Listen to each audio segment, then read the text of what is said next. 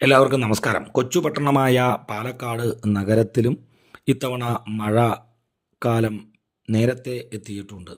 രൂക്ഷമായ മഴ പെയ്യുമ്പോഴും ഇടവിട്ട് മഴ പെയ്യുന്നത് കൊണ്ട് മാത്രം സാധാരണഗതിയിലുള്ള ജനങ്ങളെ മാറ്റിപ്പാർപ്പിക്കൽ ആവശ്യമല്ലാതായി തീർന്നിരിക്കുകയാണ്.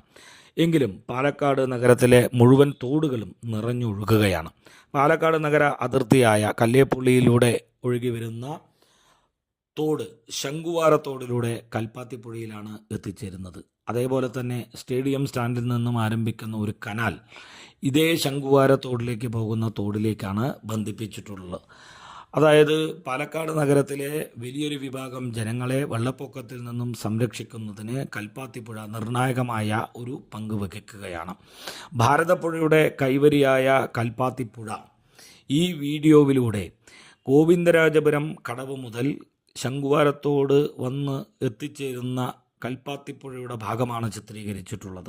വളരെ വിശാലമായും പാലക്കാട് നഗരത്തിൽ പെയ്തിറങ്ങുന്ന മുഴുവൻ വെള്ളത്തെയും ഉൾക്കൊണ്ടുകൊണ്ട് ജനങ്ങളെ സംരക്ഷിക്കുന്ന ഈ കൽപ്പാത്തിപ്പുഴയെ നാം തിരിച്ചും സംരക്ഷിക്കണം എന്നുള്ളതാണ് ഈ വീഡിയോ ചിത്രീകരണത്തിലൂടെ ഉദ്ദേശിക്കുന്നത്.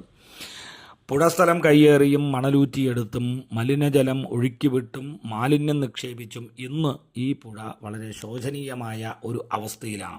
ഈ സാഹചര്യത്തിന് മാറ്റം വരുത്തുന്നതിന് മുഴുവൻ ജനങ്ങളുടെയും പിന്തുണയും സർക്കാർ ഏജൻസിയുടെ പിന്തുണയും അത്യാവശ്യമാണ്. അതുകൊണ്ട് തന്നെ മഴക്കാലപൂർവ്വ ശുചീകരണത്തിൻ്റെ സമയത്തും ഈ പുഴയിലേക്ക് അല്പം ശുചീകരണം ചെയ്യുകയാണെങ്കിൽ കൂടുതൽ വെള്ളം ഉൾക്കൊള്ളാനും നഗരത്തിലെ ജനങ്ങളെ സംരക്ഷിക്കാനും സാധിക്കും എന്ന് സർക്കാർ ഏജൻസികളോട് ഈ അവസരത്തിൽ അഭ്യർത്ഥിക്കുകയാണ്.